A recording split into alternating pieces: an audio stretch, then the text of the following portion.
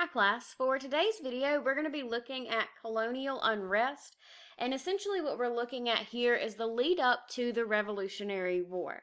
Now for this video we're actually going to begin by looking at the 7 Years' War and the French and Indian War, but it's also very important for you to also look at what comes before that. So you're going to see that the population of the colonies is expanding. People are moving a little bit further west, or at least they want to. There's greater divide between the rich and the poor.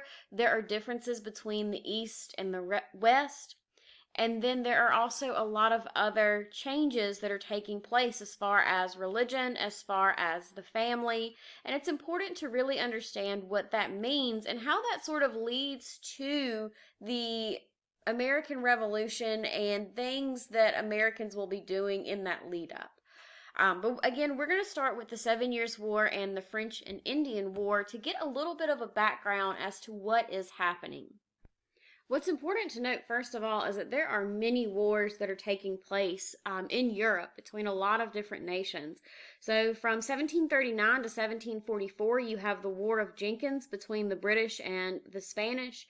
You have King George's War from 1744 to 1748 between the British and the French, and then you have the 7 Years' War from 1754 to 1763. A lot of times this is also coined to be the French and Indian War, but I prefer to call it the 7 Years' War because the French and Indian War makes it seem like it's a war between Native Americans and the French, and in reality it's much more complex than that. You're going to see Native Americans who initially helped the French, and then later on they're going to switch to help the British, and you're really going to see a lot of the fighting between colonists and the French, and there's just a lot of different players. So 7 Years' War kind of encapsulates everything that's going on. So essentially what starts off the 7 Years' War is that the French have begun building forts in the Ohio Valley in land that the British believe belongs to them. And in fact, there's a lot more that's going on in Europe, which we're not going to get into for this class, but there's a lot of war, again, happening between the French, the British, the Spanish. You also have a lot going on with the Austrians and the Prussians, and Russia gets involved in some points, and there's just a lot that's really going on and taking place. For us, the 7 Years' War is really important because this is the first time that colonists are actually going to come in and sort of fight for their land, and they're doing it for the British Crown. And when they're fighting against the French, the colonists are bringing their own resources in a lot of cases, and they're also bringing themselves. So they're bringing their labor to sort of help in this cause. Because of this, they have this real sense of patriotism. Again, they still think that they are British, and they really feel like they are doing the right thing. Eventually, the British are going to be able to win. A lot of it has to do with the colonists and their help, but also a lot of Native Americans start to weigh their options. And you'll see that initially Native Americans, and this is of course very general, are going to be siding with the French because they believe that they will be better allies. Remember, the French treat Native Americans a lot better than the British did. However, as these native groups start to see that the British probably have a better chance of winning, they want to make sure that they're on the winning side because they know that when they make these treaties, they understand that whichever side wins, if they've helped that side, then they'll probably have better concessions and a better chance of keeping their land and their way of life. So when the British do end up winning the war, what we really need to think about are the consequences of this war, and part of that is going to come with the Treaty of Paris in 1763. So in this peace treaty, there is a lot of land that is going to be changing hands, and you're going to see the British are going to gain a lot more territory after the war. So as you can see, this first map over here, this actually shows the sort of layout in 1754 before the war gets started. So the yellow part, that's going to be French territory. The British have the areas that are in purple, and the Spanish are going to have the areas that are in green. Now this area right here that's both pink and this yellowy orange color, that's the area that is disputed between Great Britain and France. That's the Ohio River area, and that's what really starts off this war in North America. Now at the end of the war, you're going to see that France is going to end up losing most, if not all, of its North American hold. So you're going to see this area turns completely purple. So this is going to be where the British are going to be. You can also see that Spain is going to cede Florida to the British, and you'll see that Spain is going to end up getting all of this area in here, so they will still have control of what will later be Texas and also Louisiana. So the French really are going to lose out as far as territory. The Treaty of Paris also makes the colonists start to see themselves as a more powerful and united force. Up until this point, they really don't see themselves as being overly connected. They see themselves as separate colonies. You have colonies like Pennsylvania, and they don't really see that they have anything in common with a colony like North Carolina. However, after this, they're going to start to see that if they work together, they have more of a force, and you actually start to see people calling themselves American. They still believe they are British, but they start to think about the colonies less as a Pennsylvanian and more that I am an American. They also see connections between each other that they might not have seen before. The king and parliament decide that it's actually important that they start to monitor the colonies a little bit more closely. They had spent a lot of money on the war, and because of that, they want to sort of get some of that money back. And they believe, in defense of what the British are thinking, that they have provided them with security and that they're really the ones who protected the colonists against the French and made sure they were able to keep their land. However, as you know, the colonists don't feel that way. They feel that they have provided most of the food, most of the shelter, and also a lot of the manpower for this war. So they feel like they've really done their part. In addition to that, in 1763, the British government is going to pass the Proclamation of 1763. One of the biggest parts of this proclamation is going to be the proclamation line of 1763, which you can see right here on this map.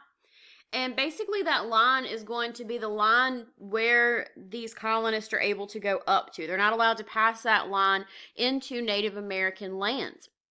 Again, the British are trying to appease Native Americans who help them, and they want to keep them as allies because, as you can see, the Spanish are still going to be over here, so they want to make sure they have allies there. And there's also, of course, this always present idea that groups like the French could come in and try and take land as well. Just because the English have taken control of these lands does not mean that all of the French immediately vacated.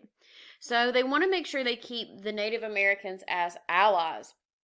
So as far as the colonists, they're really upset about this. They feel that the land that is to the west of that line should be theirs, that they really did their part, and that because of that, they should be able to settle a little bit further west and take some land as some sort of payment for what they did during the 7 Years' War. So let's go back to this idea of taxes. Up until this point, up until 1763, the British had pretty much left the colonies alone.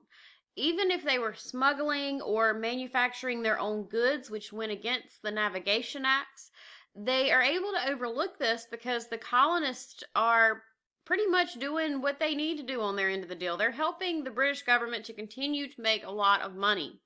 This is known as benign neglect. So leaving the colonies alone, they're going to continue to make money. The British aren't going to sort of impose any sort of taxes on them or force them to pay existing taxes. And the colonists really begin to see this as a privilege. They think that it's part of them being British citizens. And they start to protest as British officials start to assert greater control over them. As colonists begin to grow more unruly, the British decide that they're going to have to act. So what they're going to do is you're going to see that there's going to be this 3-tiered program that's going to be passed to help control the colonists. First, there's going to be stricter enforcement of existing laws that are established. Again, the Navigation Acts. Second, Parliament extended wartime policies into peacetime. So, for example, the Quartering Act of 1765 is going to ensure that British troops would be able to remain in the colonies and that they will have a place to stay that will be provided by the colonists. And the third part is going to be a way to raise funds. And this is going to not only help to pay for the previous war, but it's also going to help enrich the colonies. That's sort of what it's supposed to be. So in 1764, you're going to see the Sugar Act is going to be passed. Now, the Sugar Act is going to be a tax on sugar.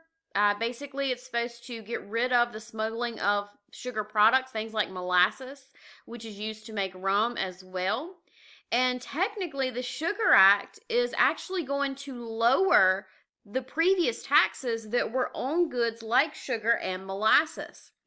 However, the colonists hadn't been paying the taxes, so to them the taxes had been nothing. They've been smuggling these goods in. Even when they do bring them in, they refuse to pay the taxes. So now that they're being forced to pay these taxes and they're really cutting down on what is being smuggled, colonists are starting to get upset because now they're having to actually pay the taxes, even though technically they're lower. Again, in March of 1765, the Stamp Act is also going to be passed. And this is going to be a stamp tax that requires that there be a stamp on all paper items. And that includes everything from newspapers to contracts to playing cards to letters, anything that's on paper. The tax is supposed to be collected by colonists who were appointed for the purpose, and the money was supposed to be spent within the colonies at the direction of Parliament. So it was supposed to be for defending the colonies, for enriching the colonies, different things like that that you would think about taxes going to even today. To the Prime Minister, George Granville, this seems to be totally fine.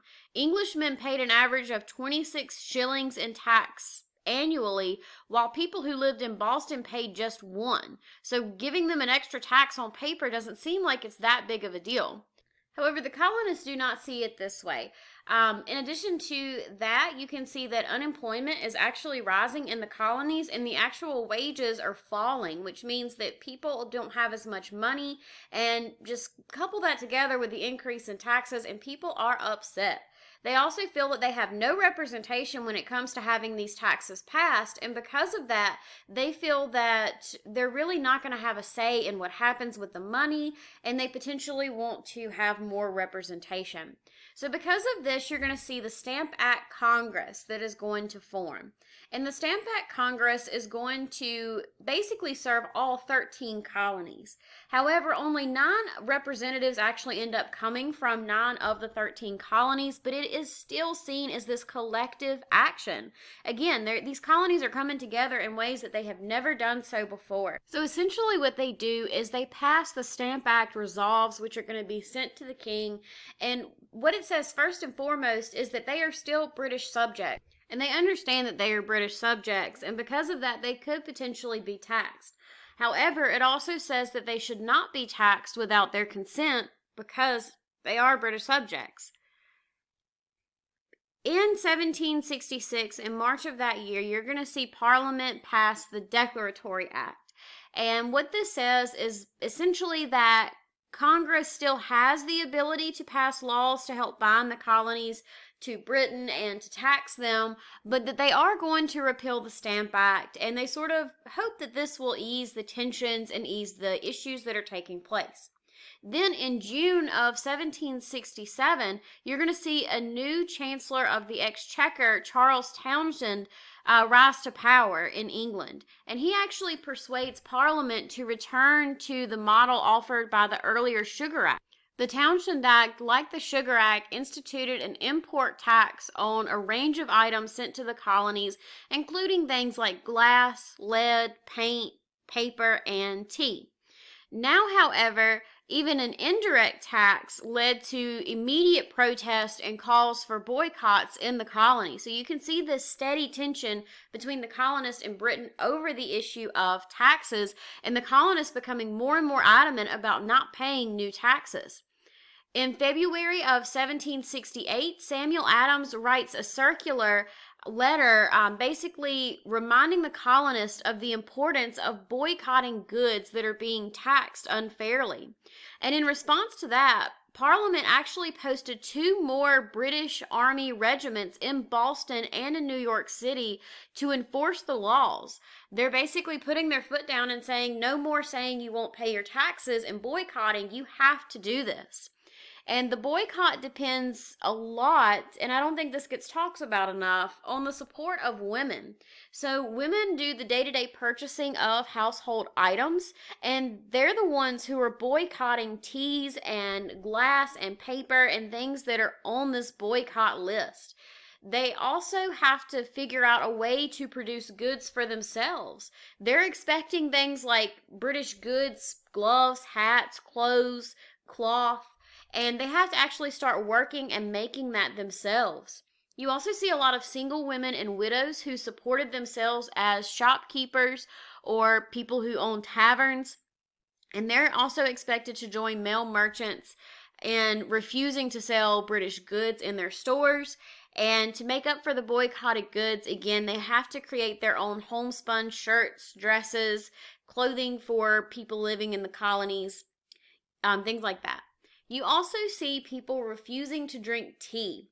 And that might not seem weird to us, like you're refusing to drink something, okay. But for these people, remember, they still see themselves as essentially British, and having tea once a day is something that is very British. Having tea as a beverage is something they're used to.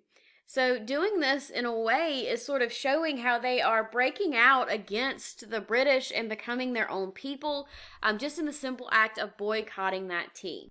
Tensions continue to rise, and by March of 1770, you actually see 1,700 British troops who were stationed in Boston, a city of only around 18,000 people. On the evening of March the 5th, several young boys actually go outside the Boston's customs house and start throwing snowballs at one lone guard who is standing outside of the customs house. Now, eventually people from a nearby bar start to come out, and they're not just hurling snowballs, but they're hurling snowballs that are full of rocks and other objects. And because of this, things start to get really hostile between the two groups.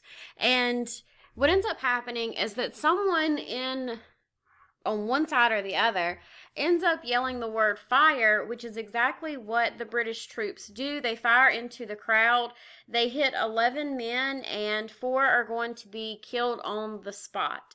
And this is really going to become a rallying cry for the colonists, because they sort of portray it as the British were attacking these helpless citizens. So what you actually have for this week in your primary sources is that you're going to really be looking into the Boston Massacre and the accounts that are given. One of the most well-known depictions of the Boston Massacre is the picture that you see right here. Now, in this picture, you can see that these are supposed to be the colonists. And as opposed to what I just told you, these men don't look like they just came out of a bar. They look like very well-dressed colonists. They look like they're really sort of well-to-do men, and they are just being ambushed by the British over here. They are just, completely innocent. Nothing was going on between the two groups, and the British are just attacking them. Now, as you just heard, there are actually a lot of differences from what actually happened. The British were absolutely being attacked. The colonists were not completely innocent in this. But it really shows you how propaganda can work, because this depiction is actually made by Paul Revere, and it is going to be circulated in newspapers throughout the 13 colonies. And because of that, a lot of people start to come to the idea of the British needing to leave North America, and they really start to get defensive because they're being attacked by these British troops. So things continue to be hostile for several more years.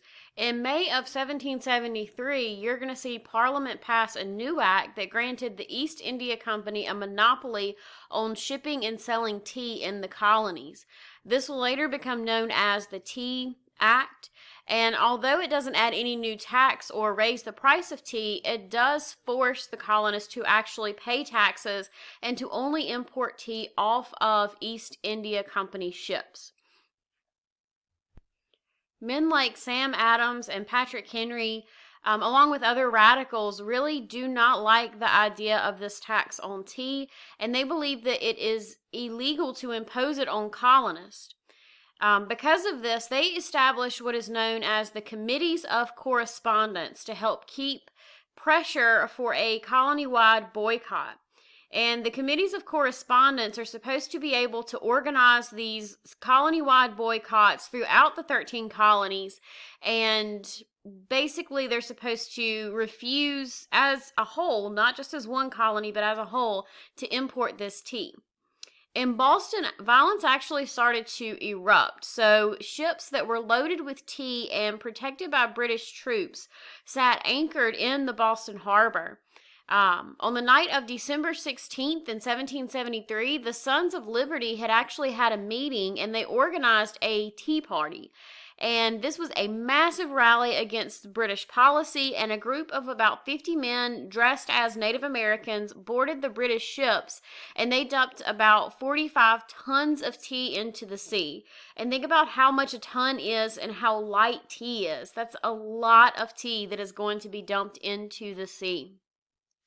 Although hundreds of spectators knew who had boarded the ship, witnesses refused to provide names or other information to British officials, and the British were absolutely mad about this. So they end up passing the Coercive Acts in 1774, and what this does is it closed the port of Boston until residents paid for the tea. It also moved Massachusetts court cases against royal officials back to England, and it revoked the colony's charter in order to strengthen the authority of royal officials and to weaken that of the Colonial Assembly. The British government also approved a new quartering act, which forced Boston residents to accommodate more soldiers in their homes.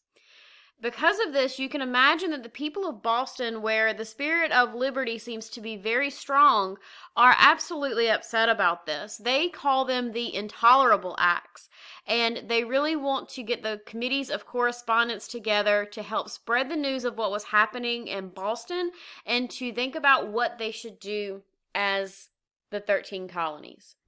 While the British had hoped that the Coercive Acts would help to get Boston back in line, it actually had the opposite impact. The colonists were now committed to resistance. However, it's important to note that resistance does not mean independence. Many town meetings were held throughout the colonies to decide who the delegates should be for this first Continental Congress. And what this Continental Congress was really created to do was to talk about British policies and to figure out what the colonies should do in order to gain better concessions and better representation.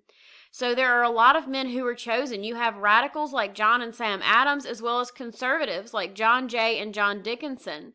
There are Southerners and planters like George Washington and Patrick Henry, as well as people who are from the city, again, like John and Sam Adams. At this first Continental Congress, they want to cultivate a response from Britain. So they decide on an economic boycott of non-importation and non-consumption of goods like tea. And the delegates also asked local governments to monitor and create committees of safety. These help to monitor citizens and to see who is for the cause and who is against the cause. They also begin to communicate among themselves even after they leave the Continental Congress. And because of this, you see relationships that will continue to grow. Now, the last thing that I want us to think about today are some of the events that lead to the Revolutionary War and some of the people who are involved. It seems like in a lot of ways these are elite men that we've talked about, but at the same time, a lot of the resistance comes from common people. Think about the Boston Massacre. This was not, John Adams coming out there and fighting against these British troops. These were men who were living their day-to-day lives. They stopped by a tavern after work, had some drinks, and now they're fighting against British troops in the streets. These are common men. In addition to that, a lot of the resistance from things like the Stamp Act and like the Sugar Act is going to come from day-to-day people. In addition to that, when we talked about resistance and boycotts, remember that women are very prominent in helping to lead these boycotts and forcing people to consume goods that are not all goods that are British. So keep in mind that while we do talk a lot about these great men, that there are a lot of common people who are also helping and working for the cause. And for the next video, we should hopefully be looking at the Revolutionary War, and we will talk more about that next time. Have a great week, and as always, let me know if you have any questions. Bye.